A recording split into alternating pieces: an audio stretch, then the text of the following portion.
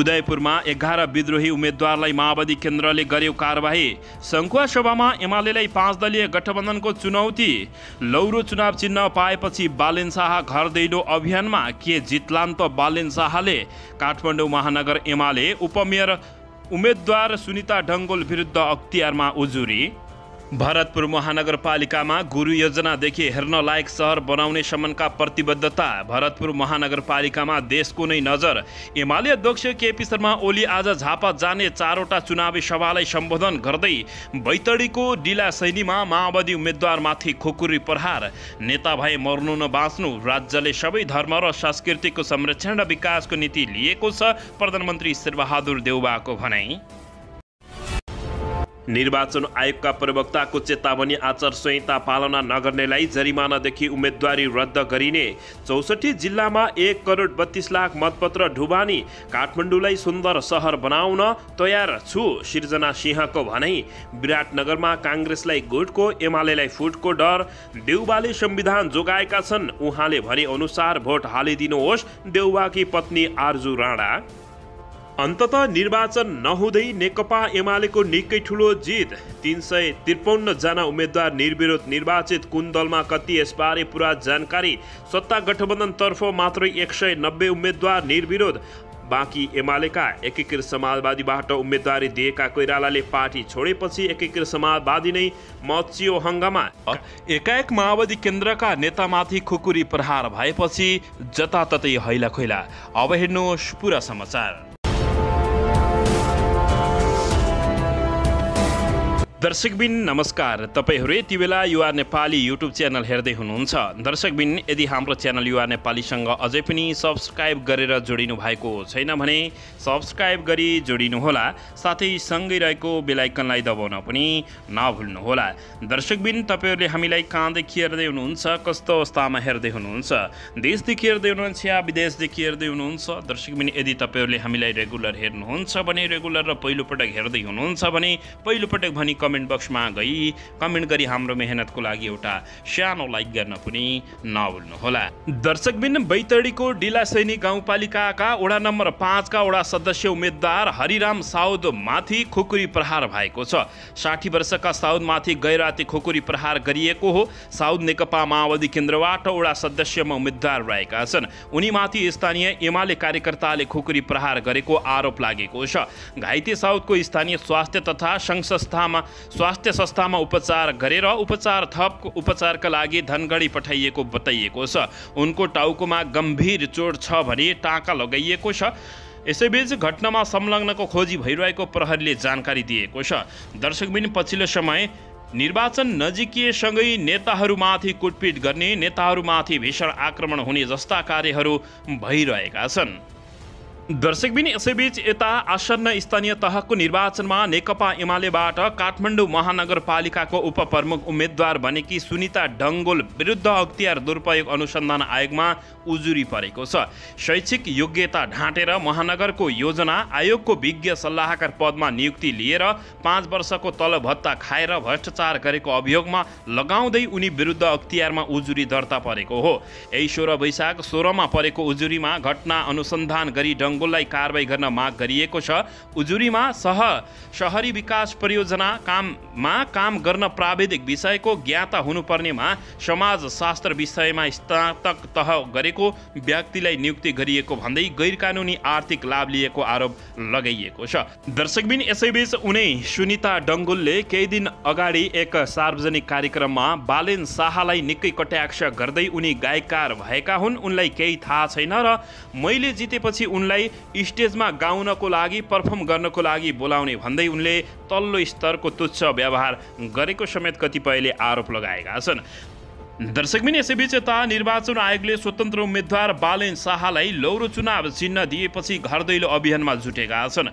आयोगले काठमाडौँ महानगरको मेयर पदका लागि स्वतन्त्र उम्मेद्वार बनेका र्यापर बालेन शाह मङ्गलबार काठमाडौँको गुहेश्वरी क्षेत्रमा प्रसारमा जुटेका हुन्। स्थानीय तहको निर्वाचनका लागि वैशाख 11 र 12 गति उम्मेदवारी दिएका स्वतन्त्र उम्मेद्वारहरूलाई शनिबार चुनाव चिन्ह वितरण गरिएको थियो। आफ्नो एजेन्डाहरू पेश गर्दै उनीहरू घर दैलोमा व्यस्त विश्वस्त बनेका छन्।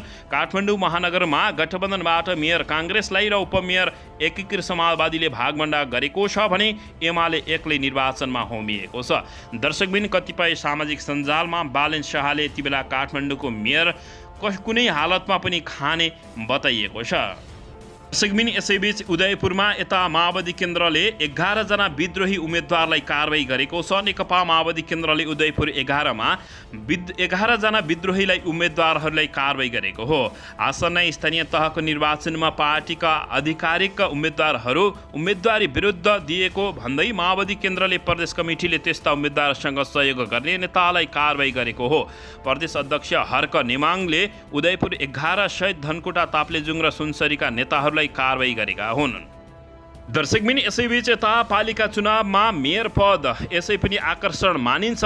त्यसमाथि महानगरको मेयरले अर्कै रौनक थप्ने गरेको छ। यस अर्थमा पनि महानगरको मेयरको टिकटका लागि सबै पार्टीमा धेरै आकाङ्क्षी देखिएका छन्। 2074 सालको पालिका चुनावदेखि चर्चामा रहेको भरतपुर महानगरपालिका र यसपटक पनि चर्चामा चलेको छ। दर्शकबिन सत्तारूढ दल गठबन्धनका दल काङ्ग्रेस र माओवादी केन्द्रले भरतपुर महानगरपालिकाको मेयर पद छोड्न चाहेको देखिएन भने रेणु दाहाललाई फेरि भरतपुरको मेयर उम्मेद्वार बनाउन नेकपा माओवादी केन्द्रका अध्यक्ष पुष्पकमल दाहाल प्रचण्डले स्वयंले ठुलै कसरत गर्नु परेको हो। तर अघिल्लो चुनावमा पनि भरतपुरको मेयर माओवादीलाई छाडेका कारण काङ्ग्रेस कार्यकर्ता निकै असन्तुष्ट देखिएका छन्। उनीहरूको असन्तुष्टि सतहमै देखिएको छ। दर्शकबिन यति बेला चितवनमा कडा विद्रोह मचिएको हो। भरतपुर महानगरपालिकामा यति बेला मेयर पदका उम्मेदवारहरूले गुरी योजनादेखि हेर्न लायक सहर बनाउने सम्मानका प्रतिबद्धता जनाएका छन्।